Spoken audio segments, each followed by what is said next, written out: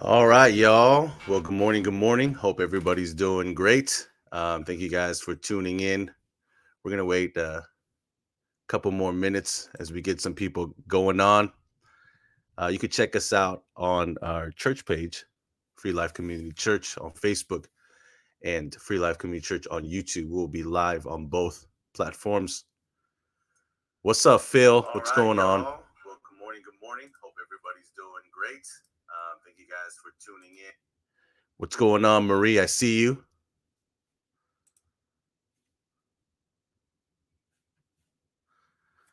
We're going to have a good time today talking with some of my good friends.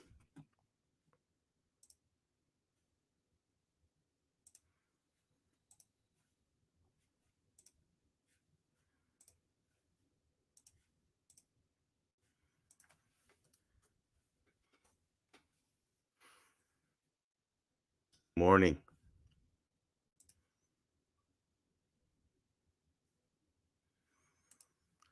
As some of you guys know, I posted it on Instagram yesterday that we will be giving away something today. And so I will be announcing that as soon as I get my friends on. I have it with me right here, so it's going to be cool. I saw some of you guys might have seen the pictures. So if you want it, what's going on, Joel? So as for the giveaway, if you guys want it, what you guys have to do is leave a comment, say hi, drop me a thumbs up, and at the end of the interview, whoever I'm going to give a cutoff line, maybe I don't know, 10, 15 minutes before I stop. So by the end of the interview, with the names that have done it already and people that have commented, we will gather those names and raffle off this piece. So I'm going to show it to you guys. So I'm going to bring my friends on. So again, welcome to Coffee Call again. Wow, it's already like the fourth one, so it's pretty cool that we're doing this. Again, if people don't know why I'm doing this, well, we're doing this because, well, first, I just like talking to my friends. So if I can't talk to them in person, I'll talk to them in any means that I can. The secondly is because, as some of you guys know, that we will be church planting. God has called me and my family and a group of people that I love to church plant next year. And so we wanted to continue to show who we are in this time, our identity as being multicultural, multi-ethnic, even multilingual. So I'm just trying to show people different people that I know that are going to be journeying with me or going to be praying for me. So these two people are not just only my good friends and people that I served with, but they're also on my leadership team for the church plant. So they're cool people. So I'm going to bring them on. This is JR and Hannah. They're newlyweds. Um, it's crazy. I'm gonna confess something. I've known these guys for about 4 or 5 years, but I still don't know how to say JR's last name. So I'm gonna let him say it for everybody. It's an interesting last name, so he's gonna say it for you guys. They're Filipino American couple, so they don't have the typical Filipino American last name. I don't know if you guys know what that is, but I don't know. So I'm gonna bring them on anyway. Here we go. What's going on, my friends? Hey, Paul, how's it going? Good, good. Well, thank you guys for coming on with me. We are live right now on Facebook and YouTube. Oh, okay. So if you guys are getting, if people don't know where you are, just lead them there. First of all, what we have to do is, like we always do, is first we have to. So what I like to do is, you know how you guys go to the Oscars and people like saying like, "What are you wearing?" You know, I like to do, "What are you drinking?" All right, all so right. so I am Oh drinking. no! So I am drinking again a Nespresso. Um, I have a Nespresso machine at home, so I pop one in every morning, and that's what I do. So I have a Nespresso double shot espresso. That's fancy. Nespresso double shot espresso. So that's what I'm drinking. What are you guys drinking, guys? I just got some hot tea going on right now. Hot tea's good. Hot Yeah. tea's good. What about you, Hannah? I'm drinking hot water because I have a test in 2 hours. Oh, what is this test Oh, for? blood Tell us. test, 2 hours. Blood test. Okay. Yeah, I have to be fasting. I can only drink water. All right. So, like I told everybody, this is Coffee Call. Just trying to Just trying to introduce some of my peoples and my friends that I have. And so first is how do you pronounce your last name, JR? Quimsiam. Sequensham. So for You all still you, said it wrong. huh? But it's all right. I still get it wrong. Sequence shum. Quimsiam. Sequensham. Okay. So so yeah, so obviously Sequensham. Yeah. Sequensham. Um so for all you Filipino Americans are out there, I don't know where that last I've never heard of it, but what's the where's The that last name origin, originate from? it came from China. Ah, So like the first part is the same as like she, like as like the last name. And the Kimsham part is actually the I think the area or region and the first name of like the great great grandpa who mm. came from China to the Philippines. They're the only ones. So Yeah, we're the only ones. if Like you in know the someone world? with that last name, they're probably related. Yeah, like anyone with that last name will be related. Oh, okay. So do you know if there's like a branch somewhere in the world? Bunch of Sequenshams hanging around? It's just them. Just us, me and my family, Oh my yeah. parents, like, my dad's cousins and It's a cult. They made it up. stuff. Hey, you never know. Do you guys watch Kung Fu Panda 3 where Po finds his like panda family after so many years? Yeah, So you never know. You might run across somebody and then you see their last name Sekumsham and you see each other and you have that vibe. Anyways, that's so actually funny because like I found out about like a second or third cousin's wedding when I was younger because I was at I think it was a department store like Macy's, and I was just putting my name in the registry and found out that They there have the was same last there name. was someone getting married. oh my And then God, my dad was like, "Yeah, I think that's so and so's son." that's crazy. That's crazy. One of our viewers, somebody says, "Is it?" No, well, Phil. He said, "Dim sum." I don't, I don't even know what that means. I guess See it dim rhymes. sum. See good shot. So, anyways, so yeah, it's cool that you guys are on with me, and we're just gonna have a little conversation, talk about some stuff. I know you guys are newlyweds, right? Yes. I mean, So it's been over a year now. it's been a Is that year. So newlywed? I think that's a year's pretty good. A year's pretty fresh. I think I've been It married is. It six. is. You're right. like a year and a half? We know nothing. Yeah, We that's true. know nothing. We're still know. learning. Yeah, that's cool. That's cool. All right. So this is what we're going to do. I'm going to reveal our giveaway right now, and then we're going to do it again later. So again, if you guys want to be part of this giveaway raffle, hit comment and throw me a thumbs up, and then maybe I will give a timer of when I'm going to close the giveaway, and then we're going to raffle it off. So this is what we're going to be giving away. Wow. Yeah. So this is an original piece. You cannot buy this. Well, yes, you can actually if you just order it. Some from the same guy. But this is the first piece. This is the first one.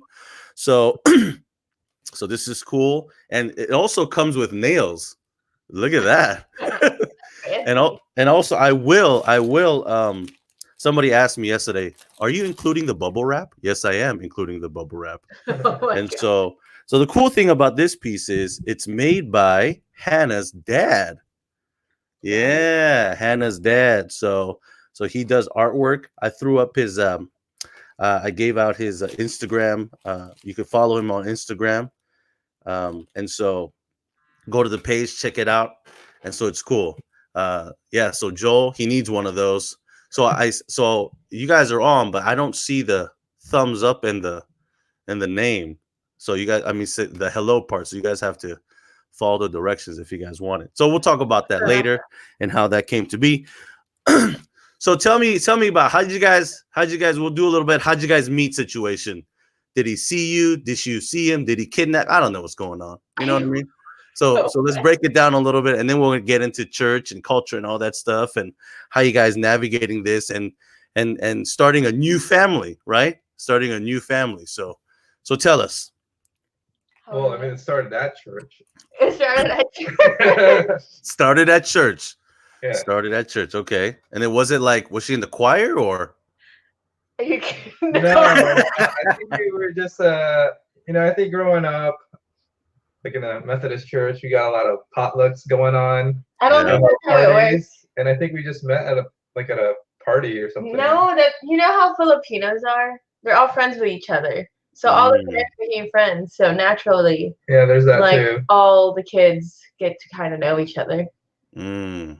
Yeah, Okay. but there's no. a specific day or No, time. fun fact though, our grandmas knew each other.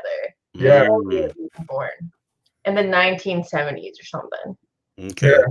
Yeah. So you guys were at a party, and then like it was one of those like moments where you see her and she sees you, and then you go back to your girlfriend's talk like, "Oh my gosh, there they are," and then Jared with his buddies like, "Yeah, I'm cool." Is it No, like that? actually, I think it just sort of was there for a while until one day, like, How it actually started. became something.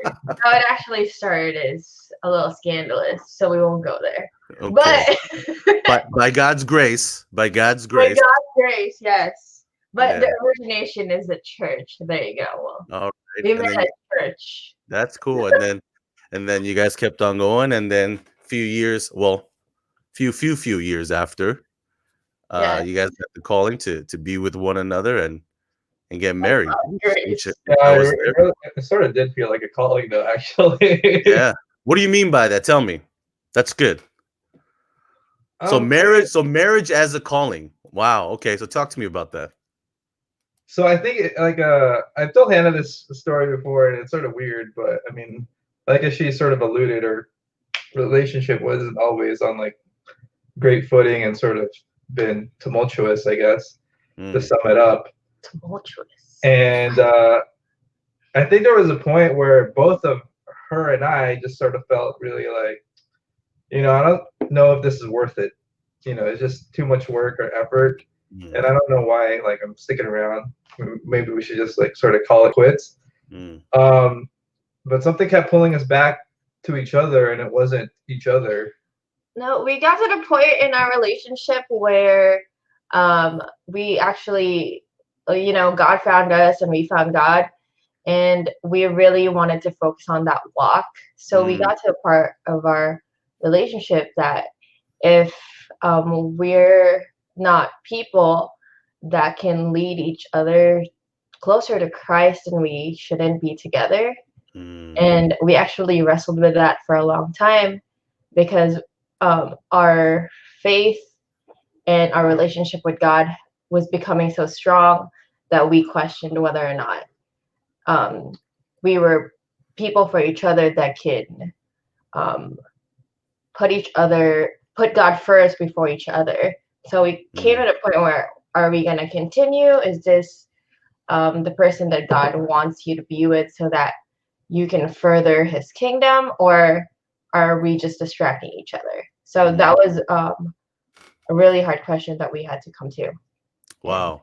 We actually almost didn't end up together, but I think by God's grace, we really prayed about it. Like, God, is this a person you want us to be with, or do we just break it off? And if we break it off, no hard feelings. It's going to be hard, but you have a person for us, because we feel that you have called us individually for marriage. Yeah. Not necessarily for each other, but yeah. I mean, I think when we both sort of approached each other, and there was almost like a conversation where we both came to the same conclusion, and it was like that almost conversation where it's about the beginning of a breakup, and it was essentially, it's like, hey, you're gonna be number 2 in my life. And I was like, wait, that's what I was gonna say, like, because I got a different number 1 in mind, and I ain't giving him up. So when it's like, well, if I'm number 2 and you're number 2 in our respective list, then I think we're still good then. Yeah, that's good. Yeah. I like what you said about, is this relationship going to build the kingdom of God, or is it going to be a distraction, right? Right. Because I think a lot of, especially, I mean, I'm just talking about my own experience, so I'm not generalizing for every young couple out there, But for younger couples these days, I think that's a question that the church needs to ask more and more, for couples, right? So what if they go, and not even at premarital, because once you get to premarital, I think the counseling, and if you guys, and if people haven't asked that question yet, then it's like, man, all that time they spend investing in each other without really asking the right purpose of getting married is like, that's a lot of time to be investing in, and then finally asking each other, are we building the kingdom or are we a distraction? But it seems like you guys, fortunately, and it's a blessing that you guys figured that out from the beginning, which I think is a result of both of your faith being so strong in God first, and saying, wait, is there somebody that I might journey with going to be in the same mindset and spirit set as me, right? Mhm. So that's a question, even I asked when I got married. Uh and then when I see couples, and when I do counseling for younger couples, that's always the question I ask is, what's the purpose of this marriage once again? Do y'all just like each other, or somebody just had Right. money, or or But so yeah. So those are good. Okay. So it's good. Yeah, so you guys are 1 year into this marriage, and how's it feeling right now, especially in this time that we're in? it's good for the most part, but it's not easy. Mm. We're still That's true. learning Right. more about each other. Right. Dating and getting married is different. Yeah. Yeah. Yeah, I, yeah, I yeah. think it's like it's like almost night and day. Right. Yeah. Right. So I want to ask this in front of everybody, and then I will go back and forth with it. So JR, what is one thing that surprised you about Hannah that you're like, that's why I married her? You know what I mean? Like, it's a Awesome. wonderful surprise, you know? When we can go to the other stuff is like, why did I marry her? But I want to stay positive. So what's that wonderful surprise you're like, man, that's so cool? I think it's just been her passion for just things that she sets her mind to and puts herself in. Hmm. Um, I think for those of you who know her, she's sort of like easygoing and sort of chill. But when there's things that she's really passionate about, um, she gets fired up and really into it. And it's like I just like love seeing that about her. Mm, Um, I think just whether it's like her job or um, just like some things around the house, um, and just even little hobbies that she's picked up from the time that we've been together. She sort of just dives right into it, and I'm like, oh, okay, so this is happening now. mm. Good. That's good. What about you, Hannah? A surprise thing. I think for me, how JR is constantly trying to be more emotionally relatable, not just with me, but with other people, like whether Mm, that be his coworkers or just he wasn't always the most sympathetic, empathetic person, but I think that not just marriage, but his walk too has mm. really continuously helped him um, be more compassionate Right. and be able to see the other side of people's struggles and joys. And I think that's really awesome. And it wasn't something that was innate in him. Right. Right. Hmm. Yeah, I mean, So, I think that's something I constantly have to work on and sort of try to keep in the I think forefront of my I think mind. it emotionally strains him or exhausts him, but he sees the worth in why God calls for it. mm, Yeah, I mean, I think it's like not my natural inclination to be. I'm not very emotionally intelligent, I guess. mm, mm-hmm, Um, but I think being with Hannah's really changed that and helped me uh, not just value like sort of EQ, but become more aware of it. Because I that's think good. from the beginning, I was just oblivious to. I'm like, well, these are the facts, and I'm going to say it no matter what. And Right. like whatever happens. It's offensive. Um, yes, and it could be Say most defensive likely or offensive. offensive? The same. I guess it could be, mostly probably would have been offensive, but Yeah. now I think it's not that I like necessarily hold back like my thoughts, but you know, I think I've tackled them more responsibly and Right. appropriately due to like trying to read situations, and so you know, sort of just the blessing that God's given me and having a woman that can call me out on that kind of stuff. That's good. Yeah. That's good. We all need people in our lives that could call us out in a loving and graceful way, right? And I think Hannah does that, Most right? of the time. Right? Most of the time. Most of the time. Yeah, I And the mean, other when you look back at it, I know it's out of love. and the other times is seems more like rebuke the spirit. It's like I rebuke thee, something like that. That's good. That's it. You know what? It's so refreshing to see couples that lean into each other's gifts and not just acknowledge it, but also take it in and apply it in their own lives, right? Because that's how you grow, right? Because obviously, when people get married, there are things about themselves that they don't know unless somebody calls them out. And when you're with somebody for 24 hours a day, you know, Especially now. especially now, right? Especially Yeah, now, yeah, exactly. You see things, you're like, wait, that got to change now. yeah, yeah. That definitely You know, happens. that's good. Yeah. And especially like if the toilet paper is not rolled in it. No, I'm just messing. We're not doing all that. Is it over or under?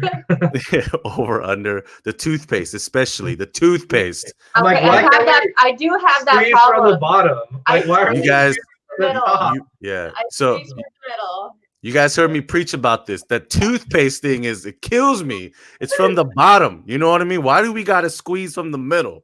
Because all of Why? it is in the middle. Oh my gosh. Anyways, we'll get to But, that's you know, another. it's one of those things where you choose your battles. So it Yeah. doesn't. I just know it happens. So at night, Right. I'm just like squeezing it out.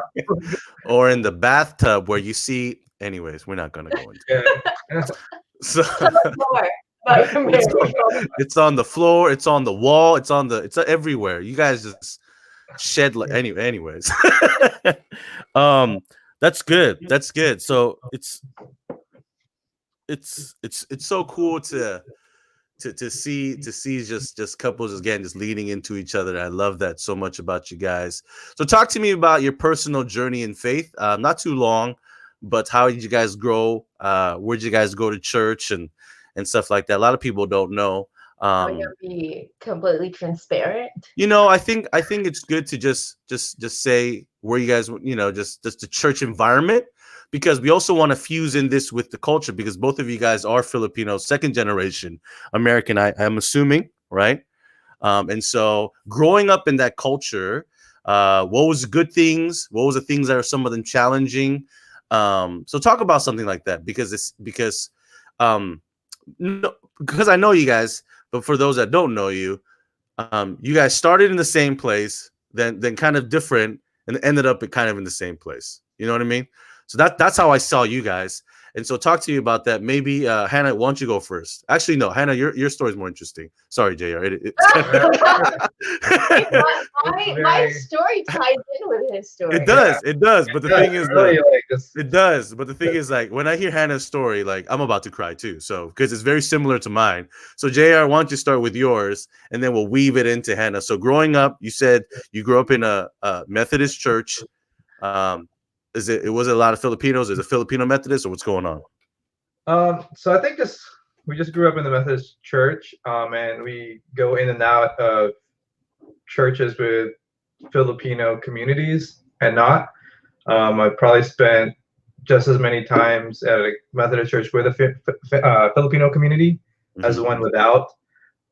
And you know, it was something that my parents really like instilled in us, and you know, my grandma lived with us at that time, and it was like, you know, you go to church every Sunday. And I think growing up, it just became very like almost like a tradition or ritual. And you know, I think through that time I was able to still like learn and about like the Bible and the stories and grow. I think but there became a point, I think, where it almost felt like a class or school where I knew all the sort of knowledge, and I think I would claim that I believe, but I don't know if I really had that sort of relationship, like that personal relationship with God. And it was hard to sort of discern because, like, I knew all the stories from the Bible, just being in church all the time. Um, and so I think it wasn't until much later on, and I was actually, it was past college even. I was already like working as an adult, and Hannah was like growing in her faith, and I think what she had was so inspiring that I wanted it for myself. So I tried to like find that sort of same sort of faith and or journey, and ended up finding it, like, just reading the Bible every week with someone at like at a Starbucks. And so he was picked up and discipled. yeah, there we go. And I think that just having that more like one-on-one relationship and sort of like working that path, and if you think about it, it's also weekly, similar to like just going to church every Sunday, but just really then it became more like a desire and want, and rather than like a practice. Like the practice part just sort of became natural part of the wanting to get continuously fed. So I think in regards to my journey, yeah, so it's like I always find it sort of interesting because I've spent a majority of my life going to church or attending church, but I did feel like my greatest growth occurred outside of it, like when I was like in the world. Wow. So you're saying let me get this. I want to phrase you right. So you're saying the biggest growth was outside of church. Yeah. Because go ahead. And I think it's not, not like outside the church, like you don't need church. Right. Absolutely, it was like necessary. But if I just relied on my growth to be, those Sunday services in the morning, then that's exactly what happens. You only sort of get it 52 hours a year, right? So you got to really start growing on the rest of your time outside of church. And I think it was just that mindset of just like meeting at a Starbucks. I'm like, oh, I can grow outside of church. Like this has to be like, I don't always have to rely like on like, limit my learning and my growth in like one place. Right. What do you think kind of limited it? Like what was the challenges, would you say, about the church that kind of what you didn't find or what you found a little challenging? I think it could have been maybe just more like me, actually. And I think it's really just that, I was that kid growing up where I had my church friends, and then I had my like my outside friends. Yeah. And then sort of living that two life, having two lives. And I think that's what was happening. I was like, so I was limiting my growth only in church because I just had that life, and then my other 6 days of the week life. So when it really just blended together, and it just became one whole like life, I think that's when it sort of broke the barriers. Because like now when I invite people over, or I guess when we could invite people over, I would just invite friends, and it would be mixing all the time, like church friends or friends from outside, and it just like we're just all hanging out. That's good. All right. So you said you saw something in Hannah that you wanted. What did you have, Hannah? What is this secret? And come from your perspective of growing up in church as well. So how did you get to where the something that JR wanted so desperately? What did you get? I wanted the light. We kind of started out the same way, but if y'all don't know me, my grandpa is a pastor, so I Mm. grew up in church. It was drilled in me over and over again. And at first, I think when you're a kid, you just go with it. But as you grow up and you try to find your own way, you realize that no, this isn't what I want. Like, Mm. but you still go because your parents tell you to, especially Mhm. like it's a cultural thing. So you want to Mm. respect them, you honor them. So you go even if you don't really care. Mhm. Sorry, my mom's listening. Hopefully she's not. It's all good. You just go We out know of where you are now, Hannah. We know where you are now, so it's all good. you just go out of, I want to say, to put it nicely, obligation. So I went for years Mm. out of obligation. And so God wasn't really in my life. I just faked it and I was really good at it. Really good at Mm. faking it. I can bust out your Bible verses and I can tell you all about what's in the book of the Bible. But I don't necessarily think that I actually believed in God. Mm. I just thought, he's just kind of something my parents followed. And so I just went with it, just kind of went along with that. But it wasn't, and I realized looking back now, like how a mess of my teenage and early college days have been. And it got to the point where I just was so enthralled by the darkness Mhm. or just everything that the world had to offer, our culture had to offer, that I wanted that in my life. Mm. But the more I wanted it, the more I stayed away from everything else that, God wanted us to be in. And it led me to the point where I didn't want to be a part of anything with my family. We had a big drama, and it actually led me to go to school elsewhere just so I wouldn't be around my family Wow. and the people around here because I Mm. just had enough. But it's funny because God just works in such amazing ways. Where I was trying to run away from everything is actually where God found me. Fun fact, it was in Missouri. I ended up going to school in Missouri, and I just wanted to go there to just be away from everyone. But there was a day where You gonna get that in Missouri too. I know, I'm not crashing on Missouri, but hey, God's plans.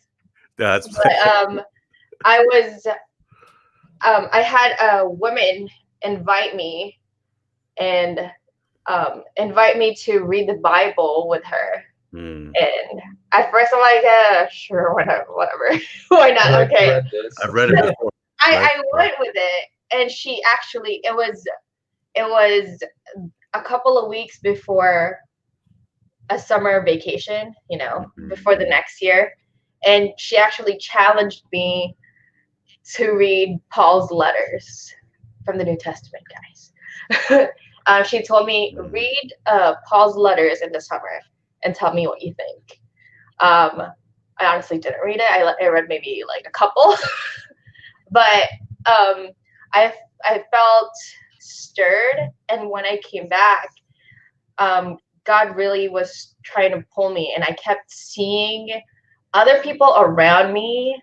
Just their lives were becoming more different, and their lives were Mm. transformed. I actually had a friend who was discipled or was reading the Bible with the same woman, and her life was transformed. And I wanted it, and I wanted Mm. it so bad. I'm like, how did your life become from this crap, sorry, No, it's to good. something so amazing? Like on it, and how her life transformed and how her life completely changed. Wanted it, I wanted the same thing, and that was God. You know, Mm. she completely surrendered everything that she had before to follow this God, and I'm like, I heard about him. It doesn't seem that great, but Mm. okay, I'll give it a shot. And the more I did, the more I wanted all of it. to the point where I got into my walk, maybe like a year in of trying. It didn't naturally just change, but I got to the point where I just wanted to surrender. I remember something had happened and I felt like I was losing it all. But then God came to me and said, like, it you can give it all up and the greatest thing that you'll have is still me. And I just dropped on to my knees and then I was like, okay, you can have it all and I'll surrender it all. And then ever since then, my life has not been the same. And everything that I do for him, I don't ever regret. And if anything, it's always what I didn't know I needed and wanted. That's good. And then ties in our relationship. And then there's JR somewhere along the way. Well, I mean, I also don't And want I think that was the greatest thing because I got to the point we were apart for like a few years. I got to the point where like I don't need him. Like I'll be okay. Very true. Wow. I love this God more than anything. That if everything were to be taken away, I'll still have this joy. That's good. And that's where I knew like, oh, this is it. Like, how can I ever want anything else? And I think that's just something I want to like sort of circle back to was when I found that sort of joy that Hannah had, or that's something that she had that I wanted. It wasn't like a promise of like prosperity. All right. It wasn't like her life is all of a sudden like great and awesome. That's what I wanted. And it's because God was blessing her. Because I mean, God's definitely capable of doing that. But it was just that joy that she had despite all odds. And I think, I was, I'd like to think I'm a little driven and career minded. And I think, just that whole struggle of always trying to better myself, yet that joy was always lacking despite, how many rungs or ladders I climb up. Like there was this like void. Yeah, she's found it and, in college. And I'm like I went through that and I still haven't found it. Wow. And so I think it's really finding that missing piece that I think I was looking for was that relationship with God and that joy that sort of only he can bring, that like she said, I can lose everything. And if I still have him, I'm good. Yeah. That's good. That's so good. It seems like you guys both had like this Nicodemus moment, right? The Nicodemus knew the law, knew everything. And then when Jesus spoke, he's like, what the heck? This guy is something else. Yeah. Go in the middle of the night and sees what's the secret of life, right? Born again. And then you also had this like just Job moment where it's like, you could take everything away from me, but I still praise you. Yeah. Those are so good because that I think that brings us to this sense of like everything is temporary except the unfaithful love of God that God has for us, Mm-hmm. And I think that's what I believe the church needs to kind of teach more of rather than showing just the blessing. I'm not saying every church does that, right? But what I find in this day and age is like, we're facing this now, right? And this is a good segue into where we're going. We're in a place where because of this pandemic, we can't go to this physical church, right? We can't see some of the blessings that we used to see, right? We can't see some of this joy that maybe we used to see in people or in programs or in ministries or the fruits. Like we don't get these praise reports at church, right? Or we can't lament with some of the concerns at church. But because of this, we're having more time to spend alone with God behind closed doors. And I think that's where, and somebody said it, right? That's where, are you content in are you content in God when nothing is around? And it seems like you guys have found that. And as long as I think we keep on preaching, because that's the good news at the end of the day, right? The good news doesn't come in sermons or in worship or in mission trips. Those are all good, but it doesn't come in that. It comes in you and God, like what Hannah says, getting on your knees and just crying out to him or praising him or doing both at the same time. And so I think that's the church that I think we want to be a part of. And so talk to me about this next phase of your life. So you guys were in church for a long time. Talk to me a little about the culture of Filipino cultural Christian. What did you just snicker? But talk to me about it, because there are some rich. I mean, I served with Filipinos as well. Very much like Koreans, very much tribal in a sense where they want to be with one another. They come together, and that's because of, if we know the history of ethnic communities in America, people go to church. Some of them go, and we're gonna be careful, but some of them go to seek God, but some of them go just to seek community because of nostalgia, because of they can speak the language, and it's hard living in a land that's foreign, right? And so that's where it begins with the first generation. But as we go into the second and third generation, which we will talk about, Hannah, third generation. Yes.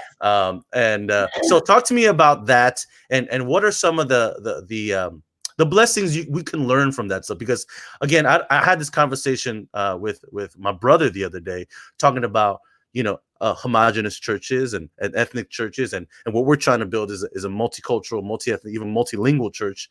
But there is some gifts in the homogenous church, ethnic homogenous churches, that I learned, right? Some of the teachings that I got. So what are some of the things that you've learned and you observed that's been good for your foundation, and some of the things that maybe we can change? You want to start? Yeah. Me? Yeah. Oh, things we've learned. Oh, there's so many. At least with the Filipino culture. I mean, I guess other cultures also kind of have similarities, but community is the biggest thing. They celebrate each other all the time. All the time. Well, yeah, and it's really beautiful. I mean, it's anything, whether that be someone's birthday, someone's job promotion. It could be anything. Honestly. It could be they want to celebrate each other all the time, like collectively. Yeah, that's good. And they do it if they can, they would do it daily, but they do it weekly. Like you always see them gather around each other, and they see each other as a family. They just don't hang out at church. They're part of each other's lives. That's good. Yeah, and it didn't happen overnight. I think just they want their families to have that same experience of family, and they wanted their kids to have the same experience of like a support system or people to lean on when they need help, whether that be moving or emotionally, or just have that sense of belonging. I think that's one of the things that's so beautiful about that culture. And that's and I think our parents also wanted us to experience that. And I don't think they do it out of obligation. They do it out of love, like genuine love for each other.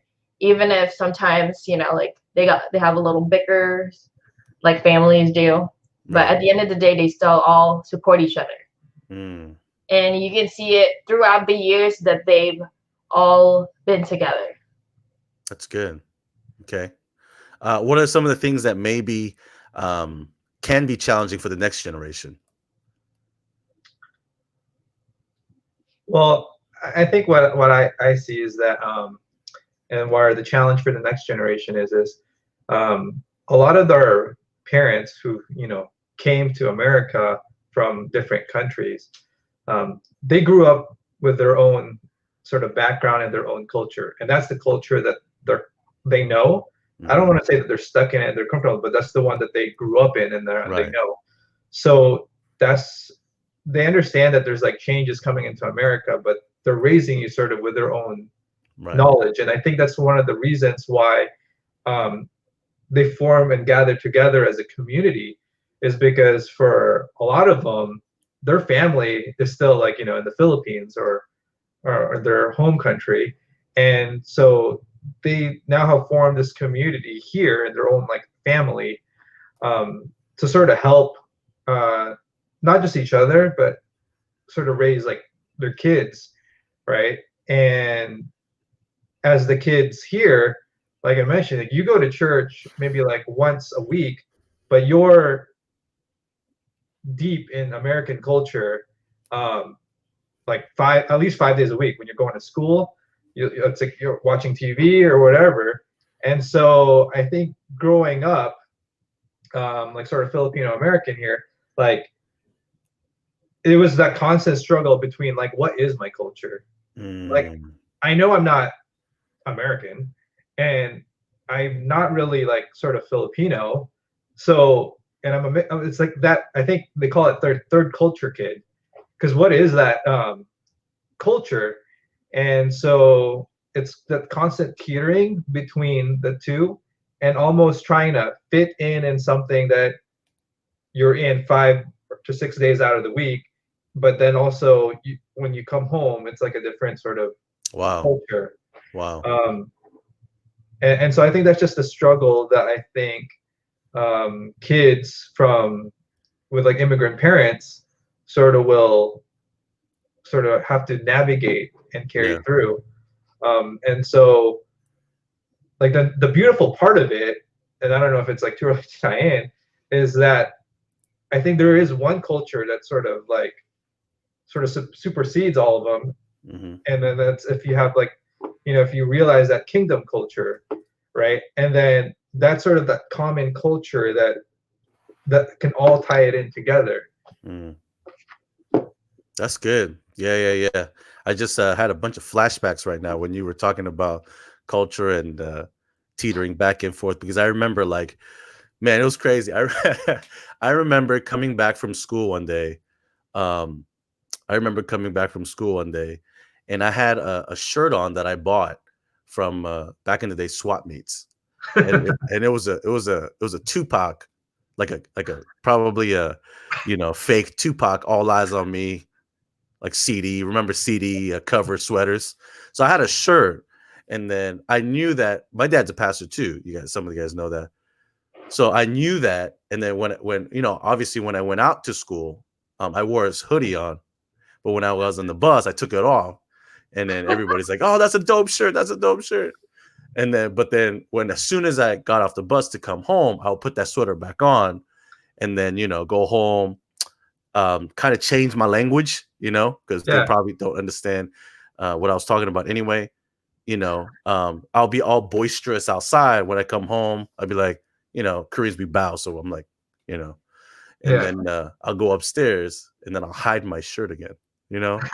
So some of that stuff, yeah. So I just got a flashback of doing that. I wonder if I still have that shirt. Anyways. But anyways, no, I got how you feel. And it's gonna be till I almost swapped you. and it's gonna be a struggle to continue to do that. But now as third generation parents, because Hannah or both of you guys are expecting a child, right? Yay! Can we all give a thumbs up in the chest? Yay! Knowing all this, because it's different for second generation because we come from first generation immigrants. So there's still a lot of teaching that we learn from cultural teaching. But as we get acclimated or assimilated or whatever, adaptive or whatever, there's things that we adapt and we take in, but there's things that we're not going to use that anymore. We don't Right. need. So so as you guys are new parents, for myself too, raising kids, there's going to be a lot of like second, like doing a look back saying, oh man, I'm doing what my parents are doing. And so I don't know if that's a good thing. I don't know if that's a challenging thing, but is that something that you guys are thinking about? Like this is the values that we're going to instill. I don't know about this one, Oh, definitely. There are plenty. We're still trying to figure it out, Yeah. but I think we've had a lot of talks about like how we were gonna address this slowly. Mhm. I think one of the things is kind of laying out the foundation of who Jesus is, who God is, but ultimately letting them decide their own walk. Mm. You can only pray for them, you can only lead them Right. to who Jesus and who God is and who the Holy Spirit is. But you can't shove that like light into them. Right. That's something they discover and choose for themselves eventually, or even just we'd like to think that if they can see it in our lives, then they'll want the same thing. Right. Mhm. Right. That's good. Yeah. Yeah, because I see it with my son too. Like, because we do show him, so we do speak Korean in the house sometimes because my wife is from Korea, so she speaks Korean, and obviously his culture is more American, whatever that means, right? So he's at school speaking English, but there are times when he's like, "What is that word in Korean?" So they do it themselves anyway, right? They Right. figure it out themselves without us having to be like, "You have to speak Korean at home," Right. So I think that's maybe an easier way to guide, and I think that goes with faith too, because me being a pastor and all, he sees me on stage, but he doesn't know what I'm doing, right? Right. But then if I do that at home, saying, "Hey, do you know what I'm doing up there?" He's like, and then Joshua's like, "You're just talking or screaming or whatever you do," and then he's like, "No, well, I'm preaching the Bible." Then he says, "What's the Bible?" Right? Right. And then so you go into that. So I think for us being third culture, we have to continue to kind of explain, because they're not going to have a note. They're not going to have what it is because they've never seen it before. So you guys being a second generation, it's the first time. You being a third generation, it's the first time. And then your kid being a third generation parent or whatever is going to be their first time. Right. Whereas some of this dominant culture, they've seen it throughout this country. Right? Like my seventh generation grandfather from Missouri or somewhere, so something like that. Right.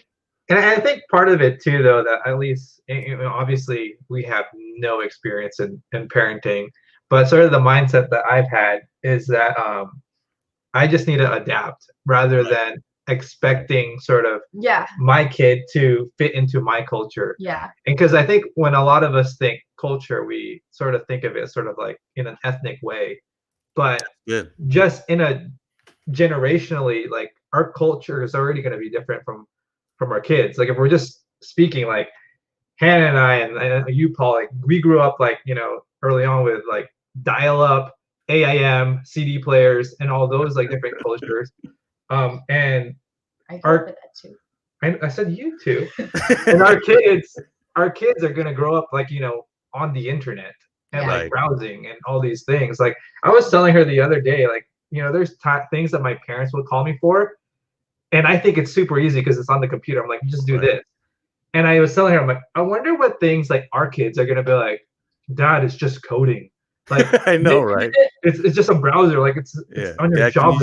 Can you just make me a website real quick? It's like, and then I'm busy. like, I'll do it myself, but and then like our kids are like, it's so easy. Why don't you do it? And I'm like, so it's just like learning that there will be that sort of difference in generation, which is in effect sort of its own culture.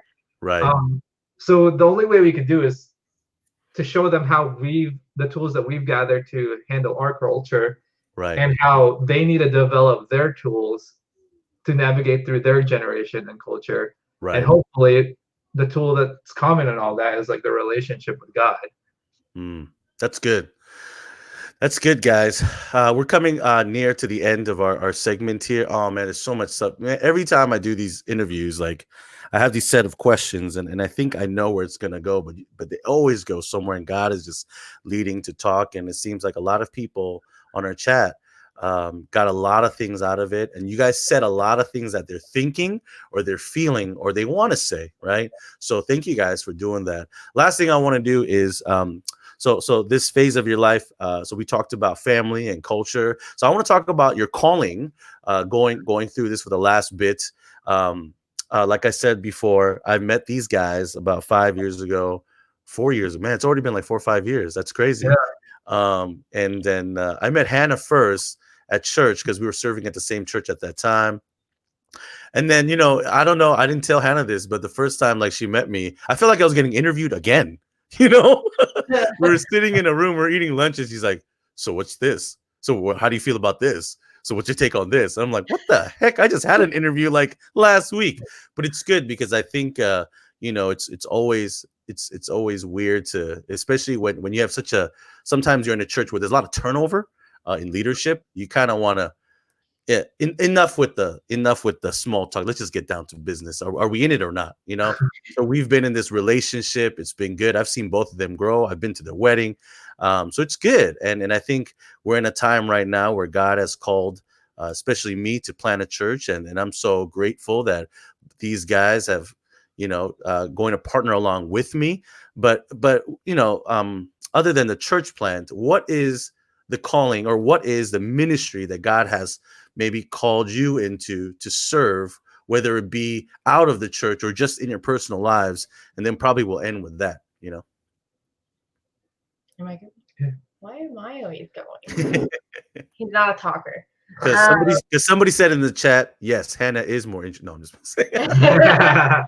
I think I'm speaking for both of us, but just hearing from like where we came from, it's I think our passion has, God has led us to this passion, which is since we had found our, what you call it, relationship, and we had grown outside of a building of a church. Our biggest passion in life, and you could say our calling, would be to disciple men and women individually,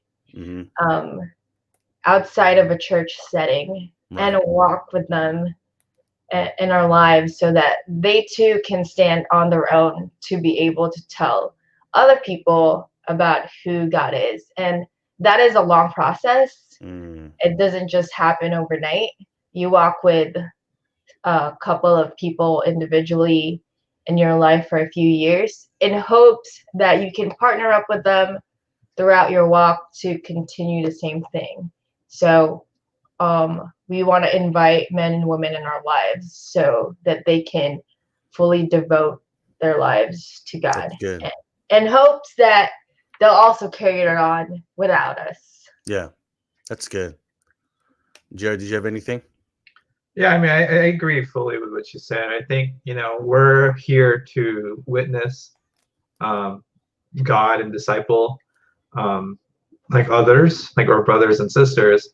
And I think there's no better way to do that than sort of like letting them see it through the lives that we live, and really having that personal relationship with them and passing it on generation to generation. If you think of it as a sort of like a family, like how, you've been teaching Joshua and Lily from generation to generation, and you learn what you've learned from your parents. Gotta sort of think of it similarly in the body of Christ, where I gotta disciple another young man, or maybe it doesn't have to be necessarily younger than me, but maybe newer in the faith, and then having them teach the next person and others, rather than the idea that I think that maybe we grew up with was, let's gather everyone here and then leave it to the responsibility of the pastor. Yeah. Right. Like my job is to pull you into like the building of the church. Whereas like I think we're trying to say like, no, we could be actively part of this, and navigate through this person's life with them, and sort of help grow their faith. But we I think recognize that it doesn't happen overnight. There can be sort of relationships that I know that we've built and prayed about for like other people, and it just seems like we've devoted like years for it, but it's people that we've grown and care about. So with that, we understand it's going to be a lifelong process, and it could be decades from now when they find Christ. But I think even then, like there's a great beauty in that.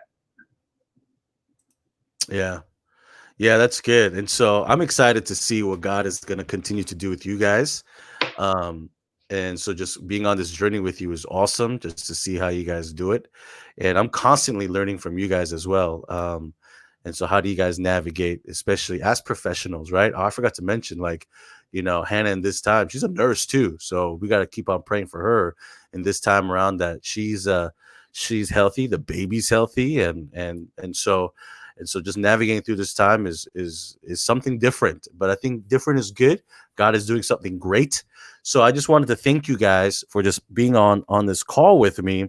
And what I forgot to do, because I was so riveted by your conversation and our conversation and your story, is if I forgot to stop the time for this giveaway thing. But so I've realized that this is what I'm going to do. So this is what Hannah's dad, June, I think he's watching. So thank you, June, for donating this. I heard somebody also helped sponsor, but I'm going to give all the credit to June. So June, thank you for making this. You can check out his stuff at on Instagram. It's on my it's on the church page. So this is what I'm going to do. I'm going to take all the names that I see here that have commented, and then I'm going to do a raffle, and then maybe later on today, I'm going to present who won. Right. So if you don't know if you're going to win or not, follow us at freelife.cc, and then you will know today. Right. So today, wherever you are, because I know we got a couple of people out of the state. So today, and then we're going to talk, and I'm going to ship this to you. And what I would like for you guys to do is hang it somewhere, take a picture, and then tag it. You know what I mean? So it's going to be good. So continue to pray for Free Life Community Church. If you want more information, you can go to freelifecc.org and join our mailing list and all the things like that. They look surprised that we have a website. We have a website, guys. You know that, right?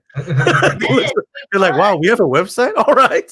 It seems so official. Yeah, well, so we got to do something. But let me pray for you guys, and thank you guys for coming on in. So Father, we thank you for this wonderful time that you've called us to be in ministry, in life together, just talking about culture, faith, and everything else that comes in between. Let everything that we do be for the glory of God, and bless this wonderful family, Jared and Hannah, as they continue to serve you and also build a new family. Bless the child.